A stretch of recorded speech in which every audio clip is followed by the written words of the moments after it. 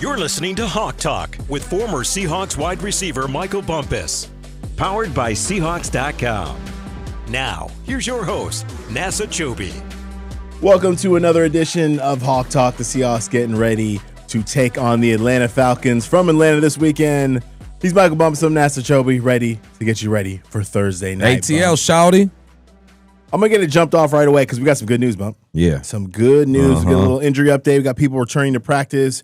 Julian Love, Jaron Reed, Dariq Young have all been designated for return to practice, which is great news. That doesn't necessarily mean they're going to play this weekend, but we're getting a lot closer. Those are three guys that are mainstays on this football team, Bump, and I'm excited for what Jay Love can bring when he's ready to go. Man, Jay Love, when we started the season, the DB room was thick. It was deep. And then slowly guys started to drop, man. It felt like it started with Jay Love. So to have him back, and congratulations to him being nominated for the Walter Payton Award. Absolutely. I saw that video. That was cool. So not only are you getting a baller back, you're getting a good person back too. Julian Love's a stand-up dude. He's the type of guy. I mean, he's a great father, great person in his locker room, so all deserved. Hopefully he can win the whole thing. But no, him on the football field, it's crazy. He's missed 9 games, Bump. Yeah, that's nuts. Insane to me. That's nuts. Now, you add him back to this DB room, things can get dangerous. So definitely excited about that. We'll watch his status as the week goes on to see if he'll make it back this week or if it'll be the weeks to come. But it's good to know that his return is on the horizon. Let's jump right into it, talking about those Atlanta Falcons. What's on tap? What's on tap? Atlanta Falcons bump 4-8. Third place in the NFC South, only behind the Saints. I was going to say last, but I forgot about them Saints. Saints are bad too. Them Aints. When you look at this team bump, you got lost to the Buccaneers, lost to the Panthers, lost to the 49ers, Dolphins, Patriots, Colts, Panthers, and Jets. After starting 3-2, the Falcons have lost 6 of their last 7 games. The only win coming in that stretch was against the 2-10 Saints. 2 weeks ago, the Falcons lost quarterback Michael Penix. Obviously, everyone out here knows, former UW Husky standout, knee injury, cost him the season. Kirk Cousins got his job back. And he's been okay, 1-1 record since Penix has been hurt, Bump. But this past weekend, they lost a heartbreaker to the Jets. Yeah, man, that's whenever you lose to the Jets, that's always a tough one. Let's just get to the fourth quarter with this one. The Falcons took a 24-17 lead after an 8-play, 74-yard drive, ending with a 9-yard touchdown reception by David Seals. The Jets bounced back with a 15-play, 65-yard drive, ending with a 10-yard touchdown run from Tyrod Taylor, who's still hanging around this league. Good for you, man. That tied it up at 24. Yeah, and, oh, man, this is one that the Falcons probably thought they should have had, man. Both teams, they would trade 3 straight punts on the final drive. The Jets take advantage of good field position. They only had to go 19 yards.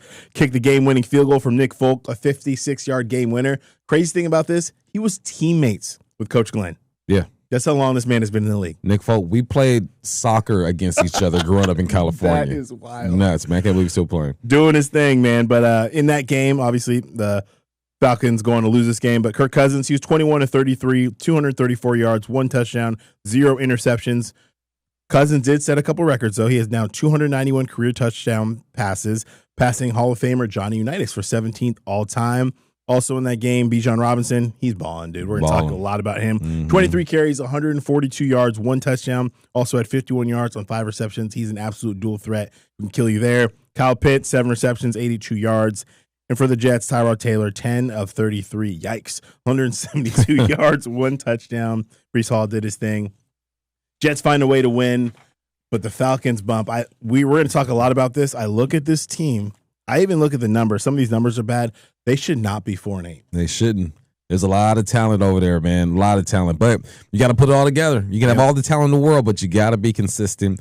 Let's look at these guys when it comes to head-to-head matchup by the numbers. The Hawks, the 9th-ranked offense, 18th running the rock, 9th passing it, and 3rd when it comes to scoring, averaging 29.2. The Falcons, 17th overall offense, 9th running the football, 18th throwing that thing, and 26th when it comes to points per game. They are scoring 20.3.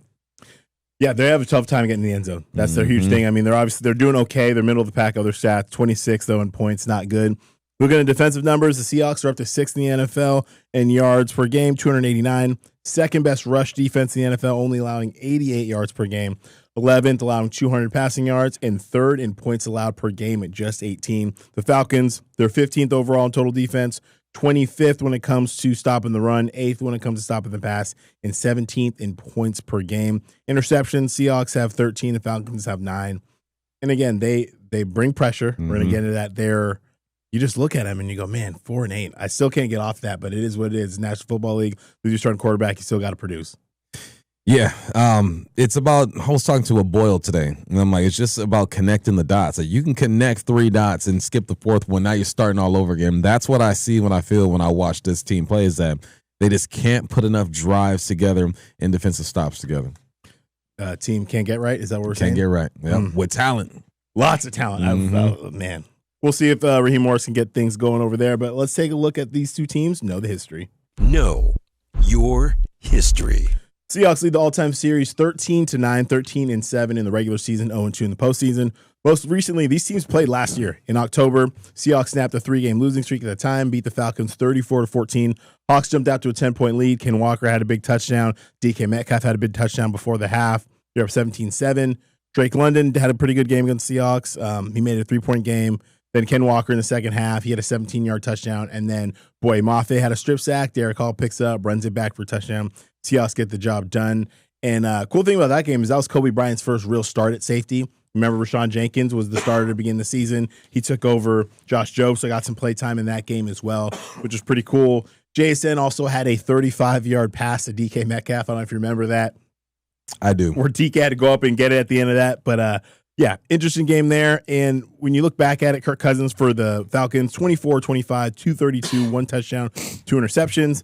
Bijan Robinson, 103 yards and 21 carries. He rushed for 100 yards. The Seahawks gave up 100 yards the following week last year against Buffalo. And then since then, they have not allowed a 100-yard rush. Not one. So hoping the Seahawks can have a similar experience down in Atlanta again, taking over Mercedes-Benz Stadium bump. But let's flip it back to what's going on in the division. What's the word? Where my soldiers at? West side! Where my soldiers at? West side! And the Seahawks are the NFC West champs again. What's the word in the West? On Hawk Talk. All right, it's all tied up at the top. You got the Rams at 9-3, the Hawks at 9-3, Niners 9-4, won't go away, and the Cardinals 3-9.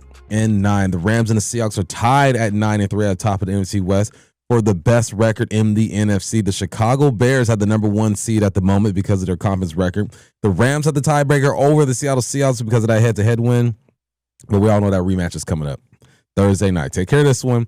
But Thursday Night Football on the 16th, week 16, is coming up. But now the Hawks control their own destiny. All they got to do is win. Thanks to the Panthers last week beating the Rams, all the Hawks have to do is win. No, you love it. That's probably going to be one of the biggest games of the season, assuming the Seahawks continue to take care of business, man. And the Panthers, it's hard to get a read on this team, man. Dave Canales over there, a lot of former Seahawks employees down there, and they're figuring it out. They're kind of up and down. They're kind of a roller coaster season. The Rams' 6-game win streak, though, was snapped on the road against Carolina. Bryce Young, though. I like Bryce Young as a human being. I like to see him have success, especially after all the struggles he had early in his career. 15-20, 206 yards, 3 touchdowns. 2 of those were on 4th downs, and Bryce Young became the youngest player in NFL history. He now has 11 game-winning drives in the 4th quarter overtime. That's wild. Sneaky 11. Passing Josh Allen. In that game, trailing 28-24, Young led the Panthers on a 6-play, 65-yard drive, ending with a 43-yard touchdown to McMillan on a 4th and 2 to take a 31-24 lead. Panthers defense, they would seal the deal. Sack fumble on Matthew Stafford. They would get another 4th down conversion, or 3rd down conversion, and win the game 31-24. Panthers, they intercepted Stafford twice, which has been incredibly hard to do this year. The 37-year-old had an NFL record 28 straight touchdown passes without interception. And former Seahawk, Mike Jack. Shout out Mike Jack. Let everybody go. Return one of those for a touchdown. Stafford, he finished the day 18-28, 243, 2 touchdowns, 2 interceptions. Blake Corum and Kyron Williams, they combined for 153 yards and 2 touchdowns. Puka had an insane catch. Yeah, he did. He did only finish the day with 72 yards, 6 receptions, but that catch was nuts. Huge loss for the Rams. Again, I'm hoping it's going to be a game changer for the Seahawks moving forward. The Rams will play the Cardinals on Sunday. Yeah, big ups, Panthers. Appreciate you and your service to the NFC West. All right, let's talk about the 49ers and the Browns. The 49ers, like I said, aren't going away. They just win. Won't die, man. They won 3 out of 4 of their last games, including a 26-8 win over the Cleveland Browns. The Browns did lead. It was 8-7, but San Francisco scored the next 19 points, coasting to a victory. The biggest highlight of this game was Brock Purdy's 2-yard touchdown where he hit the Dougie. I didn't think he had that in him. Oh, man. I didn't think he had that in him. Brock Purdy. I judged the book by its cover. I apologize. Apparently, he promised his teammates he would have more fun and celebrate if he scored. You saw Kittle's reaction. He couldn't believe it, and he made good on that promise. Yeah, man, he was surprised. He said he was really good. I was surprised. That guy's a white guy with a little motion, he said. I texted my buddy Zach Teets, who works for the 49ers, and I was like, bro, that surprised me. Because it was clean. I felt like clean. I was in college. It was 2010. Yes. Come on now. It was clean. Purdy was 16 and 29, 178 and 1 touchdown. Christian McCaffrey has 74 total yards on 24 touches and a touchdown. Kittle led all receivers with 67 yards and 4 receptions. On the other side, Shedeur Sanders, he was all right. 16 and 25, 149, 1 touchdown. The Browns had 2 crucial mistakes on special teams that gave up a long punt return, and they muffed the punt. On the bright side for the Browns, Myles Garrett, still balling. 19 sack of the season. He needs 4 more to pass Michael Strahan with 22.5. And TJ, for the all-time single-season record, that's going to happen. Yeah. I mean, he's had, I think, 3 games this year, at least 3 or 4, where he had 3 sacks in that game. Yeah. Mm-hmm. I mean, hey, if you're Myles Garrett, just get yours, man. Get yours.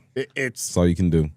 Yeah, it's a tough situation down there. But the Niners, again, they're right there. They're only trailing the Rams and Seahawks 1 loss in the loss column. Yep. So we'll see what happens. They're not going away. And I'll spare you the details on the Cardinals and Bucs, man. Cardinals are competitive. They lost 2017, and they're now 3-9 on the season, officially eliminated from playoff contention.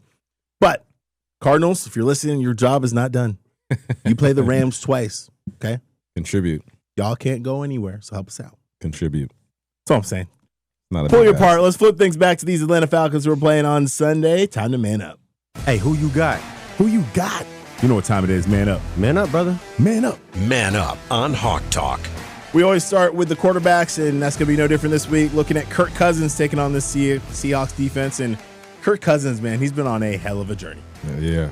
He's an interesting one, too, because he's had some really good moments in this league. Obviously, he's thrown for over 40,000 yards in this league, 291 touchdowns, 4 Pro Bowl selections. He started as RG3's backup in Washington, worked his way up, did really well in Washington. People forget that he was one of the first people to have a fully guaranteed contract when he signed with Minnesota, which was earth-shattering. It's happened a lot more now, but at the time, huge deal in Minnesota, 6 strong seasons, 3 Pro Bowls, a couple playoff appearances. And, he did his thing. He gets hurt. They make a decision. They go with J.J. McCarthy. He signs a huge deal with the Falcons. He's probably sitting pretty. I'm moving to Atlanta. Good. Everything's Gucci. Some more guaranteed money. Then they draft Michael Penix. You're like, okay, that feels kind of weird. And he just didn't play great last year. He started the season cool. So, yeah, the first 5 games, he was swag surfing. Everything was good down in Atlanta. But then, 14 games, he got benched. Through the year, he was 303 for 453, 3,508 yards, 18 touchdowns. But what got him was taking care of the rock. 16 interceptions, was led the National Football League. He was benched for Michael Penix. Penix finished the season. Insert this year. Penix gets hurt. Now Cousins has a chance to get his job back, and really just to show the rest of the league that he can still play and see if he can catch on for another job. So far this year, 69 of 108, 63% completion percentage, 683 yards, 3 touchdowns, 1 interception. Can he channel the Kirk Cousins of old? That's one thing that we're going to look at here. Regardless, Bump, he's not going to look like Mac Brosmer. Nah, he's not. We're going to play a legitimate quarterback here this weekend. Kirk, when he's on point, take care of the football, he can still play. So it'll be interesting to see how the Seahawks defense matches up. He's a streaky player, man. And that's all they need right now, just for him to go on a little run. So let's stop that. Now let's talk about our quarterback. Sam Darnold in the offense didn't have their best day, but they did enough, right? Did enough to get that W. Darnold was 14 of 26, 128, 0 touchdowns, 0 interceptions. I like that one. And the Vikings were blitzing, man. Blitzing. According to the next gen stats, Darnold was blitzed on a career high 63% of his dropbacks. He also faced quick pressure on 23% of his dropbacks. We knew this was going down. We knew this was going to happen. But you got a nice little stat for us up there too. Yeah, no, and the thing about Darnold is what he's able to do and how he's able to figure things out. What I love is that he's still one of the best in the National Football League, which is crazy because look at him, 7th in passing yards still, number 1 in yards per pass attempt, number 1 in yards per completion, 7th in passer rating, 9th in QBR, 6th in completion percentage, and this is even after the game that he had against the Vikings, which wasn't up to his standard in terms of throwing the rock and all that thing. So he's still doing his thing, which I love to see. But the other thing, too, got to shout out the O-line. Yep. Even though they're giving up 4 sacks, they're still number 2 in the NFL, only giving up 15 sacks this entire season. Okay, let's go big. The bigs out there, I see you. All right, let's go to Bijan Robinson. He's the best running back in the game to me. The yards might not be there. Still got over 900 and 500 receiving, but the way he moves is crazy. This guy is a baller. So pay attention to him. He was a first-round pick, 8th overall out of Texas in 2023. He was an All-American over there since entering the NFL. He's shown that he belongs, man. As a rookie, he rushed for 976, 4 touchdowns, also had 487 receiving on 58 receptions and 4 more touchdowns. 2024 was a real breakout, man. This season he landed his first Pro Bowl. He finished the season with 1,456 yards on 304 carries. He also had 431 receiving yards on 61 receptions and 1 touchdown. This season, he picked up right where he left off. He does it all so far this year. 995 on the ground, 54 receptions for 594 and 2 touchdowns. He's a special one. Yeah, you mentioned it. I think really we've this is probably the third time actually we've talked about this. Obviously, Alvin and with the Saints, McCaffrey we're going to see again, and now him. We talk about dual threat that can really hurt you with both. Team leading rusher, second leading receiver on the team. Yep. His 995 rushing yards ranked 5th in the NFL. His 594 receiving yards ranked 2nd in the league among running backs, only trailing Christian McCaffrey, who's doing other crazy worldly things. He has a much better roster. And in Week 13, he became just the second player in NFL history with at least 55 receptions, 1,450 scrimmage yards in each of his first 3 seasons, joining LaDainian Tomlinson. He leads the NFL in scrimmage yards per game at 132.4. This is the key to the game for me, Bob. Yep. Stopping him because he can hurt you. And I think he can really kill you in the pass game. So it'll be interesting how the second level, those linebackers, how they shift and pick him up. But if there's one thing that's really shaking right now with the Falcons, it's Bijan Robinson, for sure. Bijan is their guy. They're going to try to give him 25, 30 touches, as they should. Have to. It'd be irresponsible not to. Be irresponsible. All right, let's talk about our running backs. We got Ken Walker and Zach Charbonnet. The duo, K9 and Zach Charbonnet, combined for over 108 yards on 27 carries and 1 touchdown last week against the Vikings. Ken Walker had a run of at least 10 yards in 11 of the past 12 games this season. He also has 7 games where he's run for at least 19 or has a run for at least 19 yards. He's going to quietly go for 1,000 yards. Yeah. Quietly go for 1,000 yards. So far, he's at 733, 4 touchdowns, and 20 receptions for 175. It's impressive what he's doing because he's doing it quietly. And I don't think he's really getting the respect that he probably deserves. No, I think everyone looks at it and they see some of the numbers and the narrative kind of like the Seahawks are running the ball, but they're struggling. 1,000 yards, yes, there's 17 games in a season now, but it's still – he's only done it one other time. Yeah. So it's not something to scoff at, and it's cool to see that he's on pace for that. His teammate along with him, Zach Charbonnet, he's been getting it done in the red zone. He's got 8 rushing touchdowns. That's 6th in the NFL, 437 yards on 125 carries. Seahawks are 18th in the NFL in rushing, averaging 116.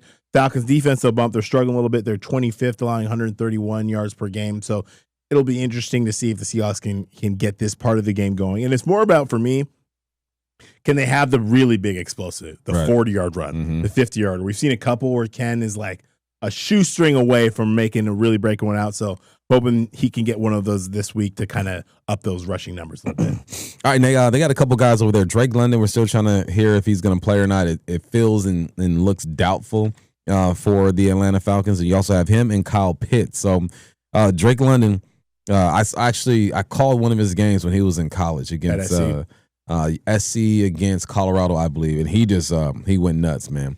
He's in his 4th season, and he just gets better and better every single year. He had 866 yards receiving in 2022, 905 in 23, and had a career year in 2024. Last year, he had 100 receptions for 1,200 yards, 9 touchdowns. All of those were career highs this season.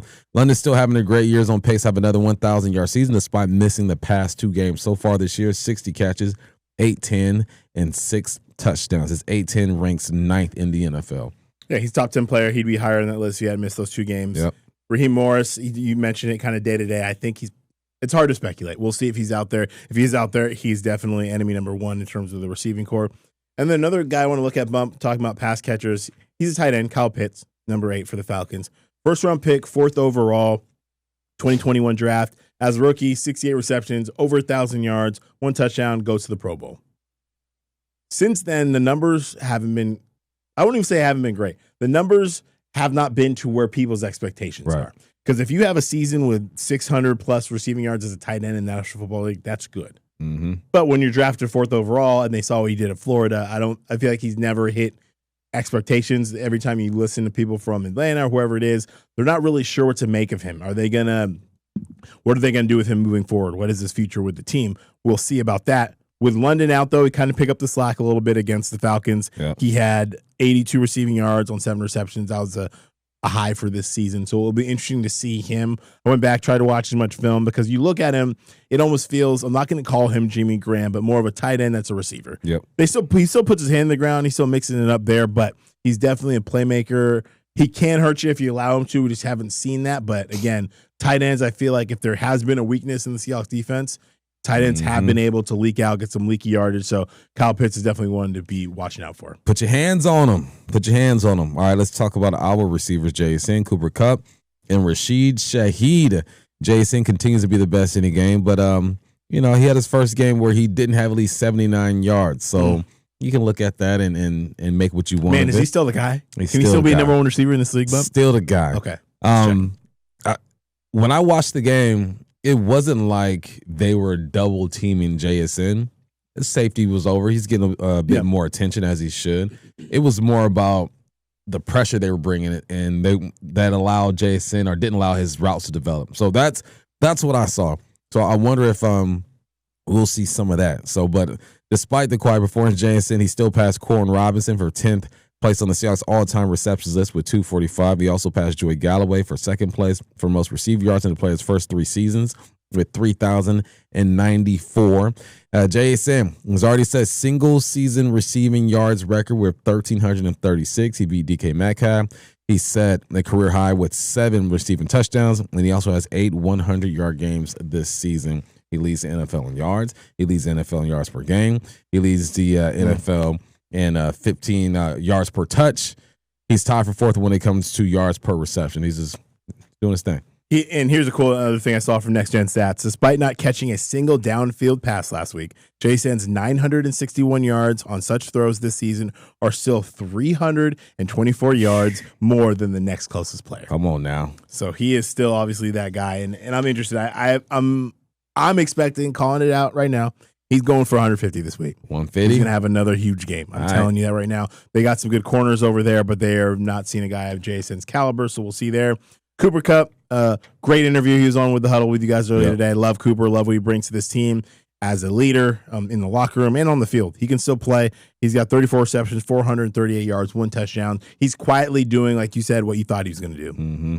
Have 50 to 60 receptions, over 700 yards, a couple more touchdowns I think are on the way. So love to see that. And Rashid Shaheed, slowly they're trying to get him a carry here, a reception there. We haven't broken it yet. I'm excited to see it. We're seeing the explosiveness from Shaheed on punt returns, Bump, but I'm just waiting to see that gotcha moment where he goes 50 yards to the house because it's in his game. I'm hoping we get to see it very soon. You can see it. He's close. He's 1 block away, one false step away from really making that happen. So, yeah, we got you, Rashid. You're all right, baby. Be patient. All right, last one. We got the Falcons front 7 versus everybody. This is a good front 7. One thing they're not struggling with is getting after the dang quarterback. They're blitzed the second most in the league right now behind Minnesota. They're 3rd in the league when it comes to sacks with 41.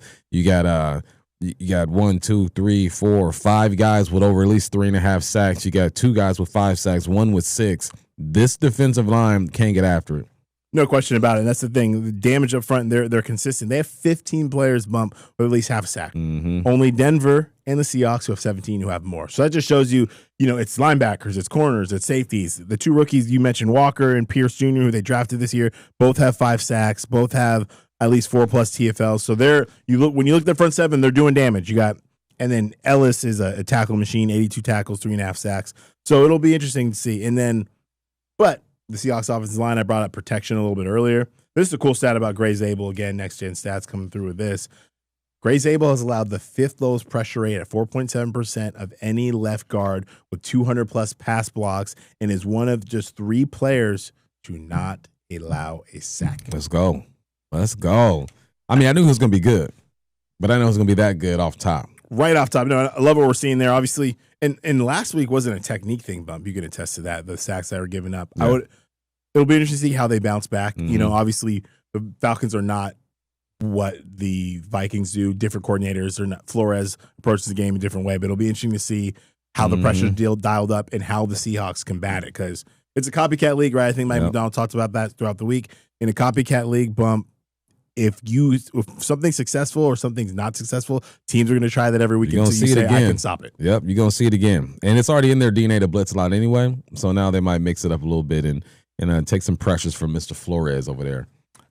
I got faith the Seahawks are going to figure it out, and we're going to tell you how they're going to get that job done and path to victory. At the 45, waits for the snap. Michael Dixon puts it down. That kick is away, and that kick is good! The Seahawks win! It's good! It's a path to victory on Hawk Talk. Coach McDonald said earlier this season, the players have earned the right to expect to win, Bump. From all the work they did starting the offseason program until now, I'm going to adopt that saying a little bit, put my own spin on it. Because of what they've done and what I've seen from them since OTAs, quite frankly, since Coach Mack has had the job, they've earned the expectation from guys like me and you that they're going to get the job done against a 4-8 team.